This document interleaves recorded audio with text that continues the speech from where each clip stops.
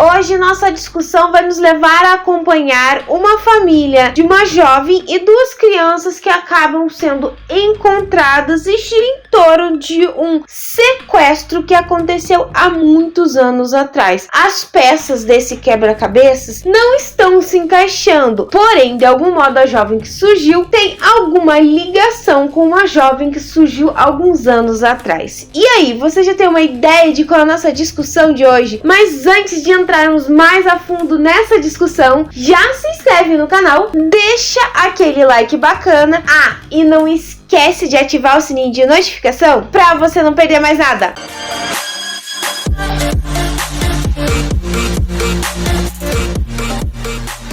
Depois da Cabana, chegou o streaming da Netflix mais ou menos lá pelo mês de setembro e vai nos levar a acompanhar a história de uma jovem chamada Lena. Lena acabou fugindo de um cativeiro com sua filha, porém a polícia começa a investigar toda a história e parece que de algum modo o que a jovem garota conta para os policiais muitas vezes não faz sentido. Gente, vou ser bem sincera, depois da Cabana eu fiquei muito com o pé atrás para poder assistir esse filme, porque literalmente tudo dava indícios pelo nome que parecia ser sim um filme religioso. Desculpa, eu tenho traumas de filmes assim, justamente por causa Depois e Batem a Porta. Porém, Depois da Cabana vai nos levar muito mais além disso.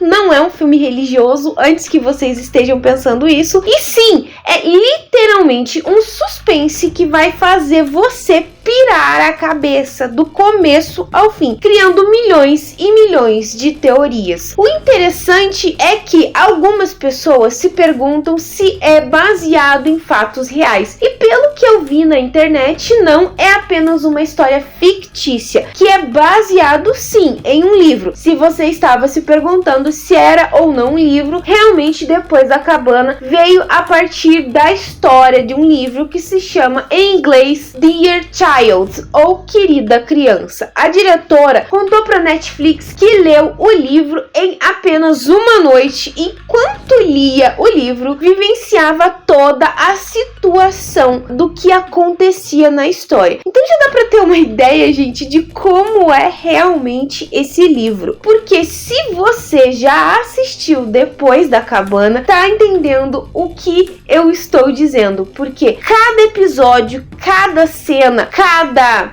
que a menina entregava para a polícia sempre levantava aquela questão de será que isso é verdade?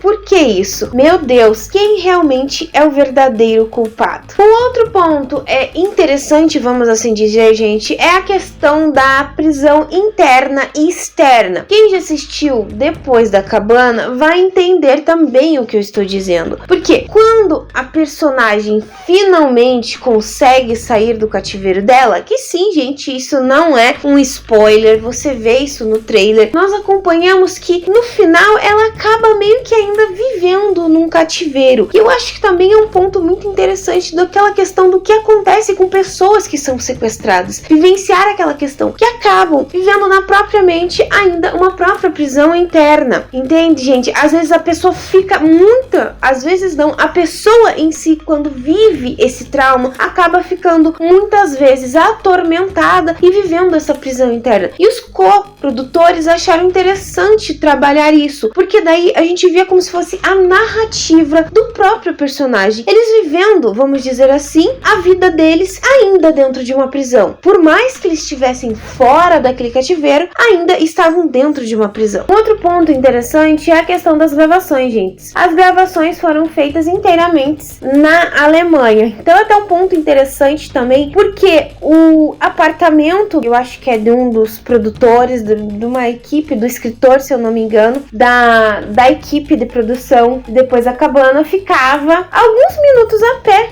do estúdio da Netflix. Então a ideia era que eles realmente sempre tiveram essa ideia de fazer sempre uma produção em um local que a maioria dos membros já morasse. E realmente, se você for notar, é uma produção alemã por todo o desenvolvimento, por toda a questão da escrita e o ambiente em si. Então a gente começa a acompanhar essa história de Depois da Cabana da seguinte maneira. Nós vemos uma família em que eles estão brincando e de repente os três, a mãe e as duas crianças, correm até a porta e levantam as mãos. O marido dessa mulher entra e vai ver as mãos das crianças. E de repente nós começamos a acompanhar a vida de um outro casal e o surgimento de uma jovem no meio da estrada. Tudo indica que essa jovem que surgiu no meio da estrada se chama Lena. Lena era uma jovem que estava desaparecida fazia alguns anos. Então as histórias começam a se cruzar. Essa jovem era a Lena. Onde ela estava durante todo esse tempo? Quem era a menina que estava com ela? Quem era o sequestrador? Então nós acompanhamos todo esse desenvolvimento. Gente, a narrativa realmente dessa série é fabulosa, porque nós não estamos focados somente em um único personagem. Como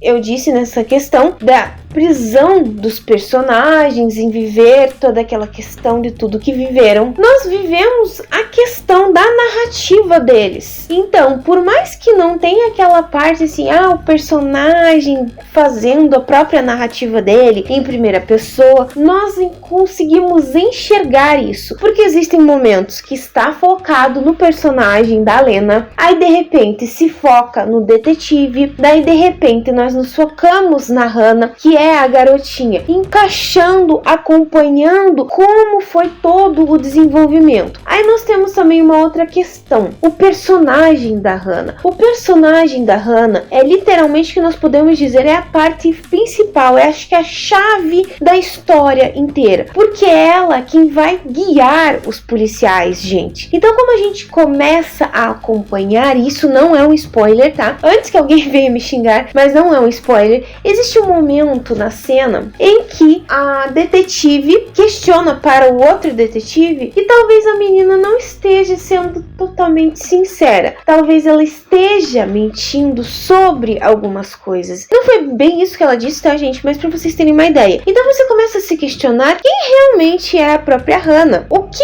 realmente a Hannah está escondendo, quem é esse sequestrador. Gente, eu vou ser bem sincera, Depois da Cabana é literalmente uma série eletrizante que você não consegue parar de assistir até descobrir quem é o verdadeiro culpado, porque a série nos dá tantas ideias, tantos caminhos e tantos suspeitos que você fica naquela, meu Deus do céu, o que vai ser, quem realmente é o verdadeiro culpado do desaparecimento da Lena? Na minha opinião, eu esperava o mínimo possível dessa série, vou ser sincera, eu esperava tudo menos uma série de suspense. Nathalie, você não gostou? Muito pelo contrário, o suspense, o mistério que ela nos entrega, até a própria questão da surpresa que a série nos entrega é fabuloso, porque ela nos dá um nome que tecnicamente você pensa em ligar Depois da Cabana com o livro A Cabana, mas um não tem nada a ver com o outro, pelo que eu entendi. Posso estar enganada? Sim, posso, mas pelo que dá a entender, uma história meio que não tem nada a ver com a outra, porém pode ainda existir alguma ligação. Então, a ideia que eu dou pra vocês, gente, é se você ainda não assistiu, dá uma chance. Existe até uma cena que é cômica, já tá rolando na internet, é um meme, na verdade, em que a policial começa a perguntar, porque eles criam muitos suspeitos, muitas pessoas como sendo o sequestrador, e apresenta pra Hannah. Quem é esse? Papai. Quem é esse? Papai. Ela fala que todas as pessoas, todos os homens que lhe é apresentado nas fotos é papai. E uma das fotos é do ator que faz Missão Impossível. Gente, desculpa, mas eu esqueci o nome dele. Então ela vira e fala que ele é papai. Aí a detetive pega e vira a foto para o psicólogo. Então você se questiona, quem realmente é a Hannah? O que realmente a Hannah tanto esconde? Será que essa menina é confiável ou ela é uma manipuladora? Será que o sequestrador já não manipulou a mente dela para que ela agisse da mesma forma que ele. E um outro ponto interessante nesse filme, gente, é a questão de que quando ela sai junto com a Lena do cativeiro, toda vez que uma pessoa chega até ela sempre corre para mostrar as mãos dela, para apresentar as mãos dela, para mostrar que as mãos estão limpas. Então, assim, a única que continua, vamos dizer assim, levando em consideração isso da menina é a detetive, que começa a investigar o caso. Depois surge um outro detetive que estava envolvido no desaparecimento da jovem Lena há anos atrás, que começa aí. Mas somente essa primeira detetive leva em consideração essa questão da apresentação. E um outro ponto também muito questionável, que você sempre se questiona, é que a Hannah sempre diz que o pai está sempre de olhos neles. Então ela vira e fala para Lena que ela não precisava se preocupar, que o papai iria conseguir dar um jeito de juntar a família toda. Então, se você ainda não assistiu essa série, gente, o que eu digo pra vocês é assistam, ainda mais se você é fã dessa questão de suspense e mistério, porque vale muito a pena mesmo. Realmente é aquele suspense que você fica, eu quero mais, eu quero mais.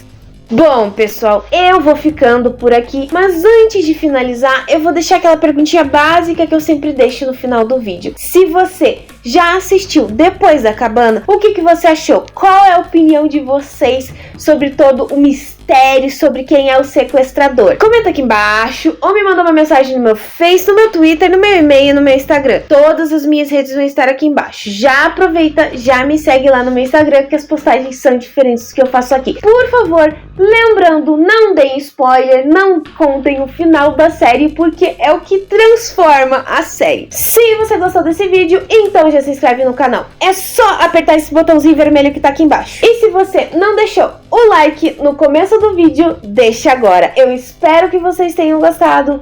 Beijos, pessoal, e até a próxima!